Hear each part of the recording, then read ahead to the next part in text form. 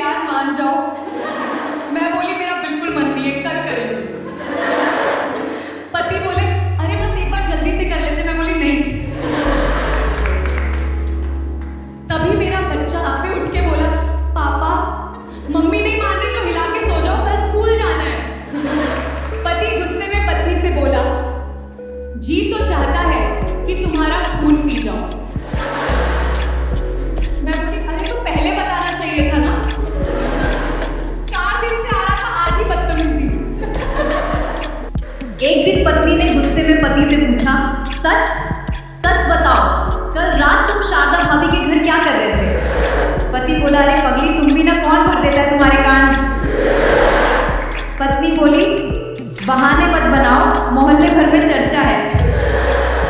पति हंसते हुए बोला चर्चा तो होगी ही, भाभी की मशीन अचानक स्टार्ट ही नहीं हो रही थी। उनके पति बोले जरा हैंडल पकड़ के झटका मार। बस पूरी रात वही रिपेयरिंग चलती रही। क्या तुम अभी तक लाइक नहीं ठोका? तो ठोको ना मेरी प्यारी दोस्तों। फिर मिलेंगे एक टेलर की दुकान।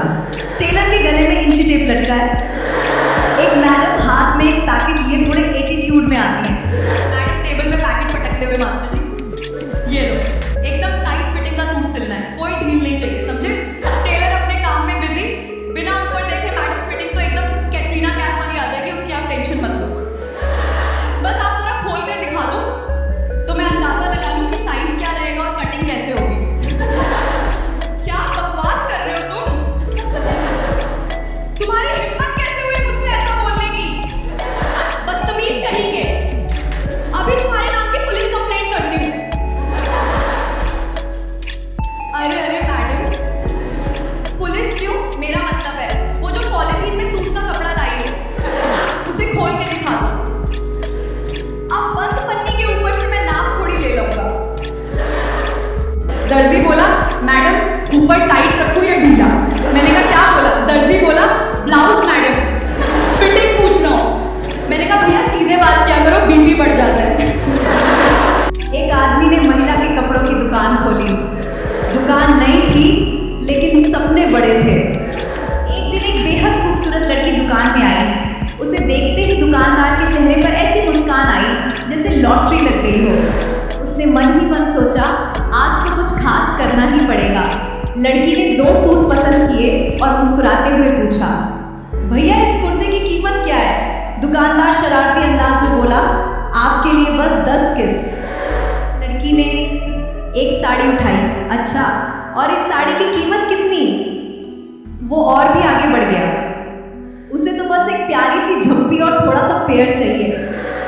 लड़की ने शांत रह के कहा ठीक है दोनों पैक कर दीजिए। दुकानदार मन ही मन खुद को हीरो समझने लगा। तभी लड़की ने बाहर खड़ी अपनी गाड़ी की तरफ इशारा किया और बोली मेरी गाड़ी में मेरी काम वाली बैठी है, वही आके आपको असली कीमत दे जाएगी। एक दिन मेरे घर मेरी मौसी का लड़का आया हुआ था। रात को वो मेरे साथ सो रहा था। मुझे गर्मी लग रही थी तो मैंने पंखा ऑन कर दिया। इतने में वो बोला दीदी मरवाओगी क्या?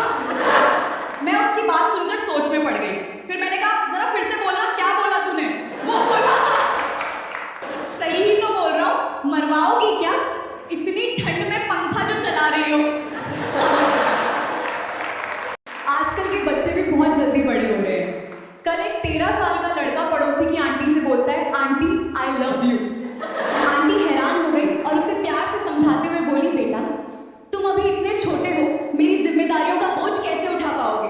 लड़का पता है क्या बोला? लड़का बोला आंटी चूहा बोरी तो उठा नहीं सकता लेकिन फाड़ तो सकता है ना।